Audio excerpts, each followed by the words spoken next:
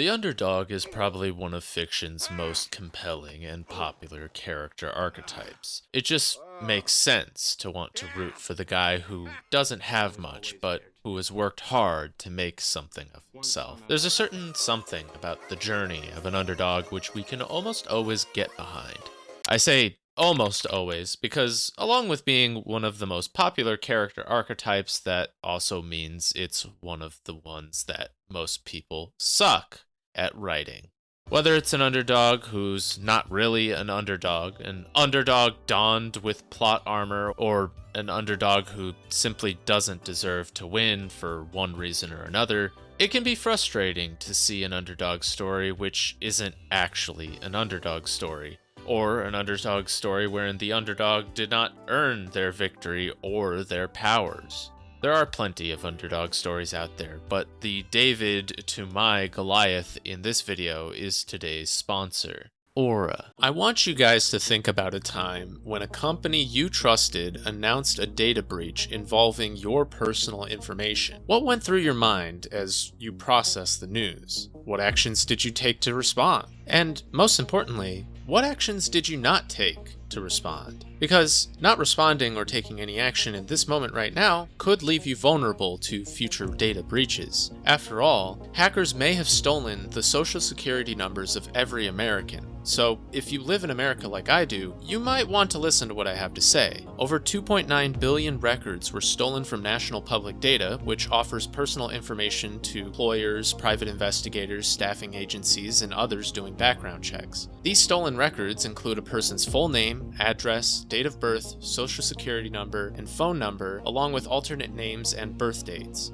And members of the hacker group have reportedly released this information for free online. I don't know about you guys, but as a person who has had their passwords stolen in the past, that sort of thing is incredibly terrifying to me. Oftentimes we think it can't happen to us until it does, and we're left without any idea of what to do or who to call. Even if you're doing your best to keep your identity safe, things like this can still happen. And by the time you realize it has happened, it'll already be too late. That's why it's so important to get ahead of it and prepare for the worst. If you weren't taking precautions with your personal information online before, this should be a huge wake-up call. You've never been more vulnerable online than you are right now. But for me personally, I'm not too worried because I use Aura. Aura alerts me if my phone number, email, or social security number is on the dark web. They're going to let me know fast if anyone tries to use this information to get access to my credit or bank accounts. They also give me up to $5 million in identity theft insurance should the worst case scenario ever happen to me again. There's also a ton of other features to keep you safe online,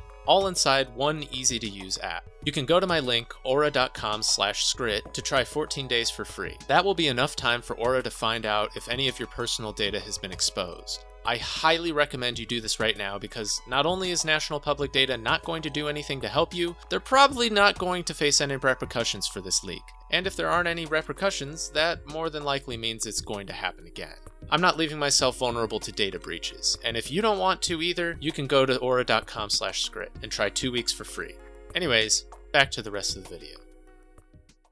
In order to write a good underdog story, I think it's important to think of why we enjoy underdog stories in the first place. Sure, we can point to the relatability of an underdog. We can talk about how everyone likes to root for the underdog more because, in a way, it shows that we ourselves could overcome the odds if we just try hard enough. But I don't think that really drills down to why underdog stories are so compelling in the first place. Sure, it tells us all we might need to know from an audience perspective, but from a writing perspective, we don't really have much of anything to work with here. Oh yeah, make a underdog who is relatable and just like everybody else. Yeah, good luck. No, I think the reason everyone actually loves an underdog story is because an underdog, both as a character and as a person, is always challenged. And they have to be in order to be a true underdog. We don't just enjoy watching an underdog because they are relatable or because they give us hope. We enjoy underdogs because they inspire a certain curiosity within us. We are always made to wonder how our underdog is going to overcome the impossible odds that they've been faced with. A true underdog story is never about the destination. It's about the journey and all the little nuances along the way. The tactics, the teamwork, and the personal development of an underdog are all incredibly important.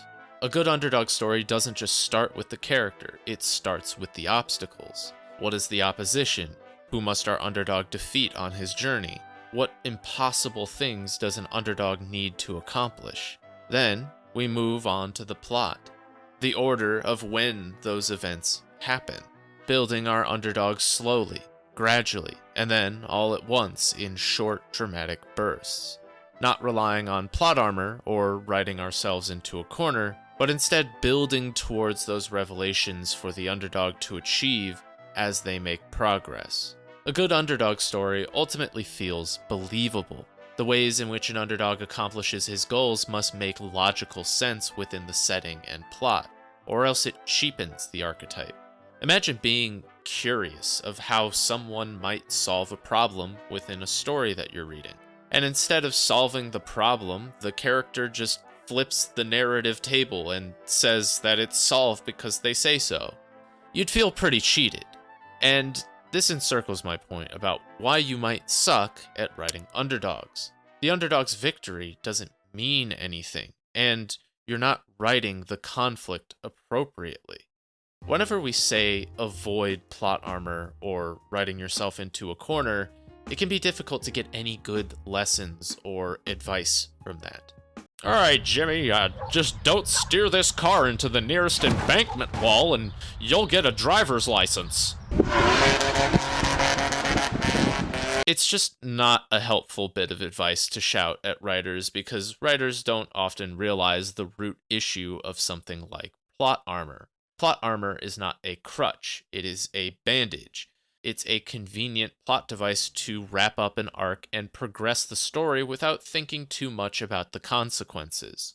It is the admission that, yes, I've put my character in an unwinnable scenario, but they win anyways because they have to in order for the story to continue.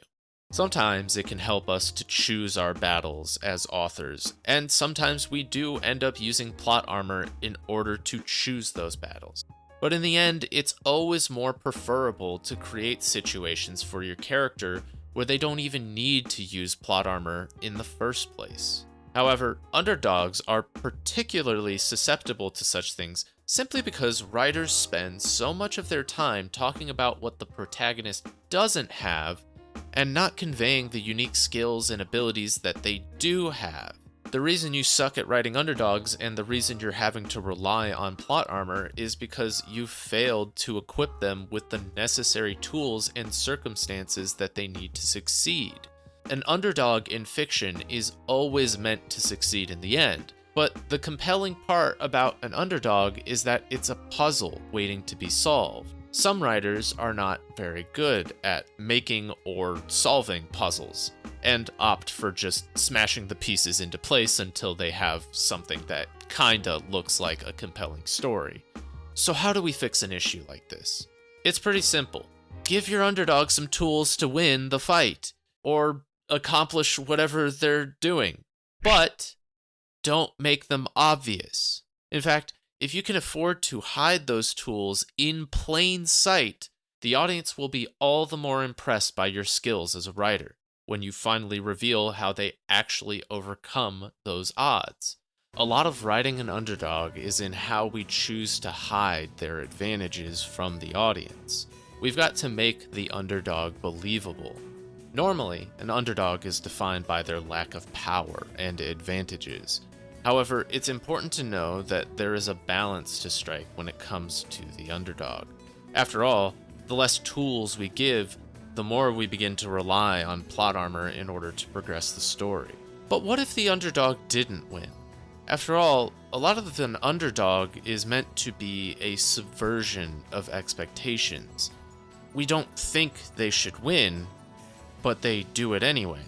It's become such a common thing that whenever we see an underdog, we know they're gonna win, we just don't know how. But what if they didn't win? What if we did a double subversion? What if they lost? And this might be another reason that you suck at writing underdogs. You haven't considered that maybe this underdog doesn't deserve to win.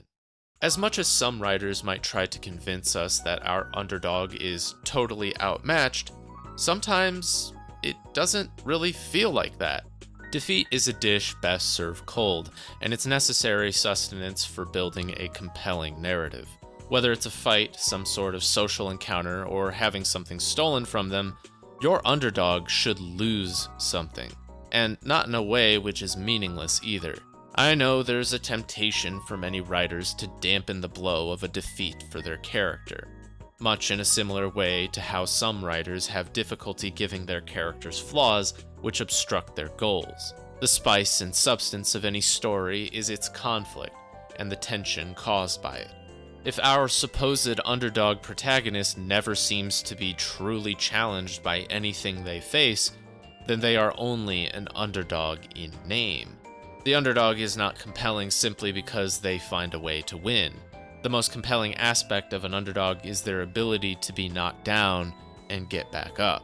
Perhaps the underdog faces an opponent they are simply not prepared for. In that case, a victory for the underdog can mean something other than defeating their opponent in a one-on-one confrontation. It can mean surviving the encounter, or landing an impressive blow on their opponent. It is during moments like these, where your protagonist is truly challenged, that you want to take advantage of the concept of something like a loss. This can build towards a victory and a moment of catharsis down the road. Do not neglect to put such things in your story. I also want to stress that a defeat is not always about whether or not the underdog wins a fight. Let's say that the underdog has a goal that they wanted to accomplish, something they really care about, maybe an opportunity that they really want to capture, only to meet a bump in the road which makes them rethink their strategy. Imagine that the underdog still has some small victories here and there, but their ultimate goal is still very far out of reach.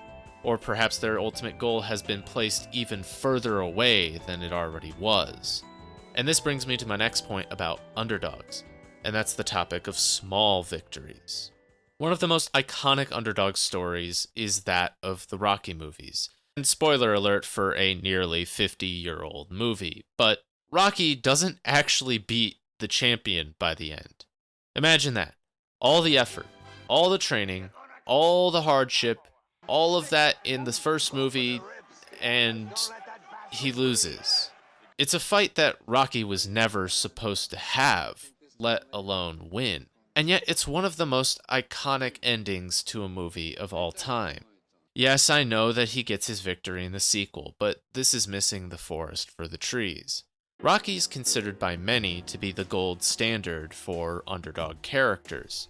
He doesn't have a ton of talent, but what he lacks in skill he makes up for in pure determination and grit.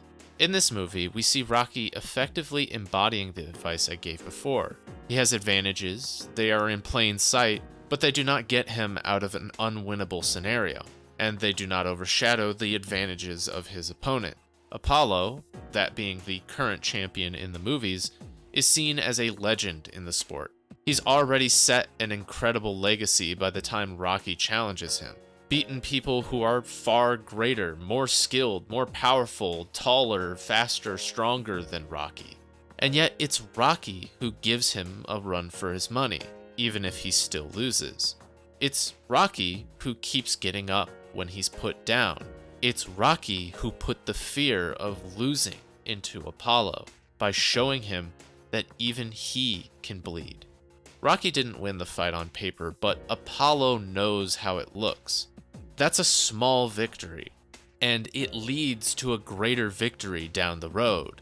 Apollo knows that fight might have gone differently if there were more rounds in it, and so he seeks to prove that that wasn't the case, that it was just a fluke, that he is still the legend that he knows he is.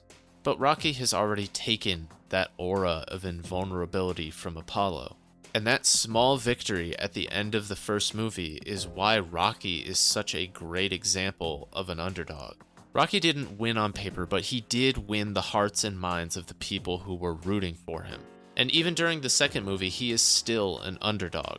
We see the toll that last fight took on Rocky. He can't see very well out of one of his eyes. He doesn't have the same fighting spirit now that he has all the money that comes with fighting for the championship belt. He's gotten a house and a new car for his wife.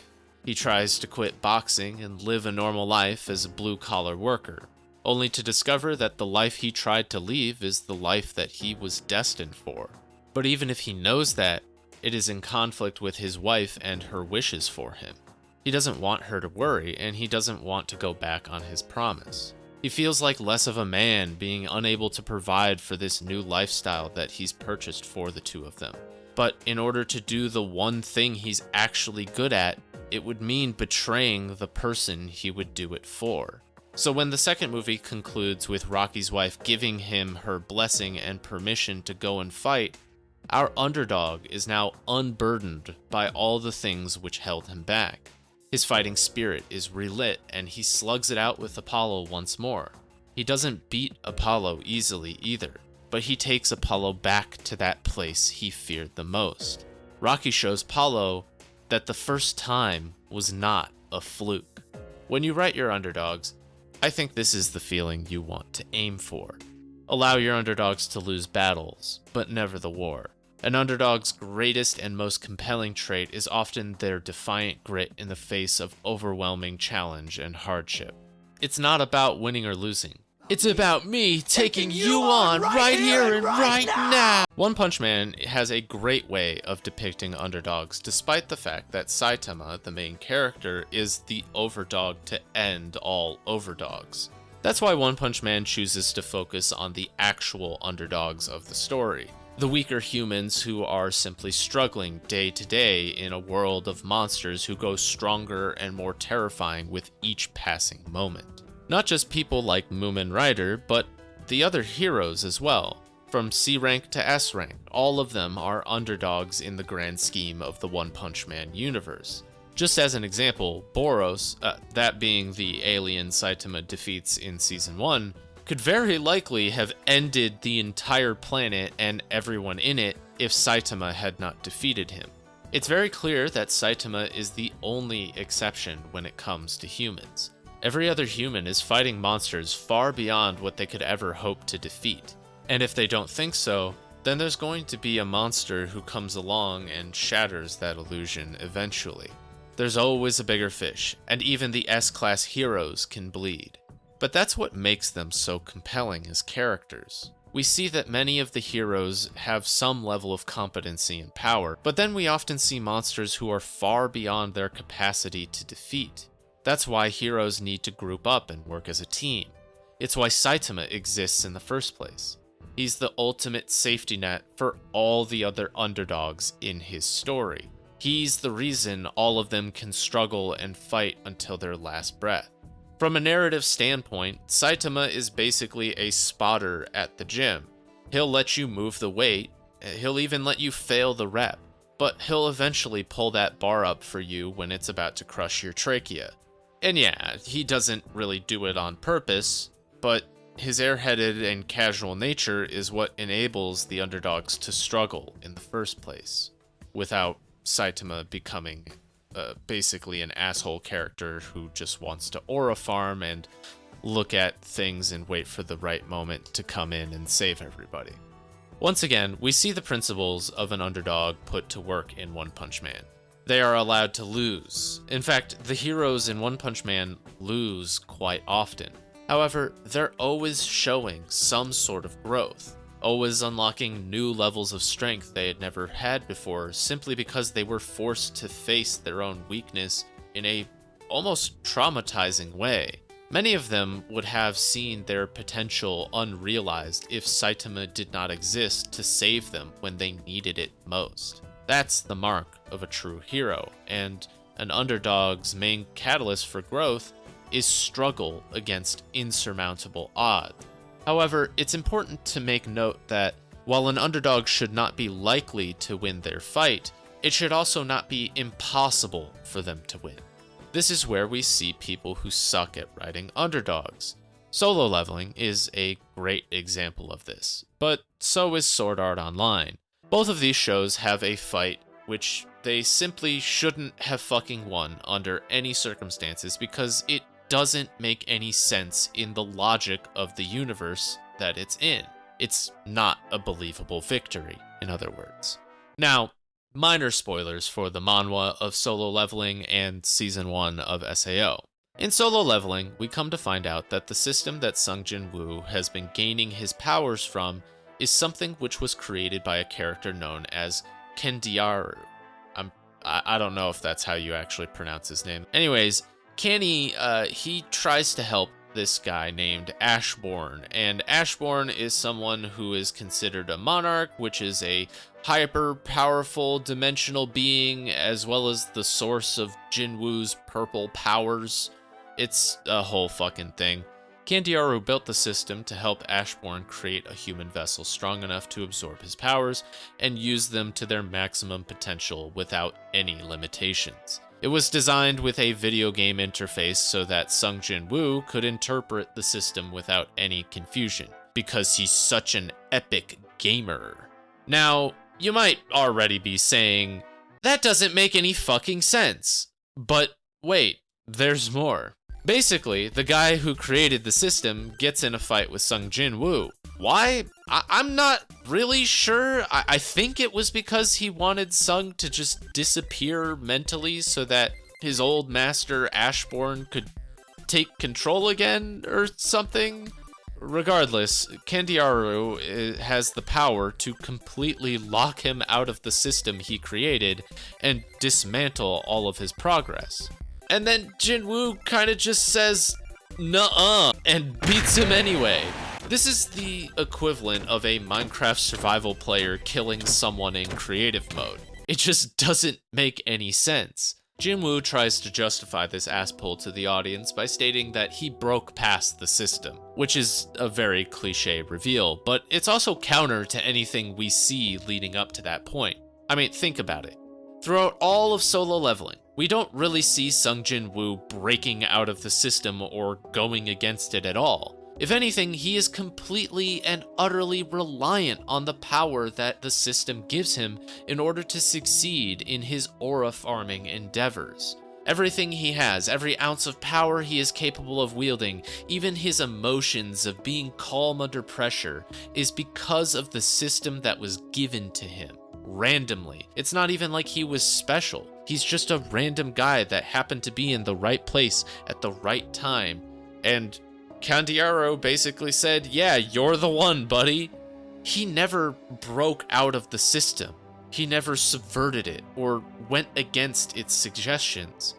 He played the game as intended and just somehow leveled high enough to get admin privileges. This is an example of an unwinnable scenario being defeated by plot armor.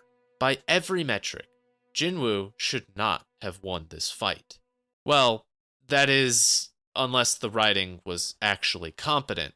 Because if that was the case, then the writer would have allowed the other characters who were there to help Jinwoo beat this unwinnable scenario.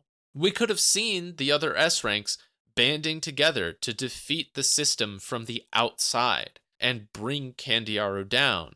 But because the author is so addicted to blowing his load over Jinwoo's ass cheeks and the power fantasy of leveling solo, we see Jinwoo somehow manage to take control of the system that gave him his powers in the first place, and then destroy Candiaru by himself. What's crazy is that the other S-rank heroes are literally there to help him, only to do pretty much nothing and contribute almost nothing to his success. They couldn't even snap him out of his system-induced coma during the fight. It was literally all Jinwoo. Like, he snapped himself out of the coma. He took himself out of the system. He beat Candiaru by himself, and the other S-rank heroes just watch from the sidelines despite trying to help, and then they just glaze him afterwards for being so cool and strong. The same goes for Sword Art Online. We have an infamous scene where Kirito figures out that the head developer for their death game has been fighting alongside them the whole time. He attacks the guy and a fight ensues.